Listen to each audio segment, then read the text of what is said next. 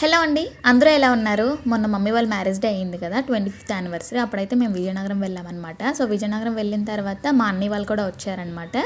So అందరం కలిసి బయటకు వెళ్దామని అయితే బయలుదేరాము.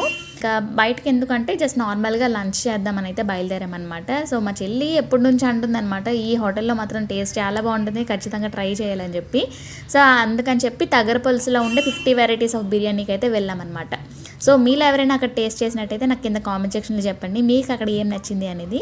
సో మేమైతే ఒక 4 వెరైటీస్ వరకు బిర్యానీస్ అనేవి ఆర్డర్ ఇచ్చామండి. నేనైతే ఎప్పటి నుంచో మటన్ బిర్యానీ అనేది తిందాం అనుకుంటున్నాను. సో ఇక్కడ తిన్నాను, కాకపోతే నాకు పెద్దగా ఏం నచ్చలేదు. ఎందుకంటే బిర్యానీ రైస్ అంతా కూడా అన్ని బిర్యానీస్కి ఒకటే ఇచ్చాడు, జస్ట్ మటన్ కర్రీ మాత్రమే మారిందనమాట. సో అందుకు పెద్దగా టేస్ట్ ఏం అనిపించలేదు నాకు. తర్వాత ఇదేదో ఆఫ్ఘనీ బిర్యానీ ఇంకా ఒక 2-3 వెరైటీస్ అయితే ఇచ్చారనమాట. నాకైతే ఇక్కడ వీటన్నిటిలో కల్మీ బిర్యానీ అనేది బాగా నచ్చిందనమాట. మీకేది ఫేవరెట్ బిర్యానీ కామెంట్ సెక్షన్లో చెప్పేయండి. Bye bye.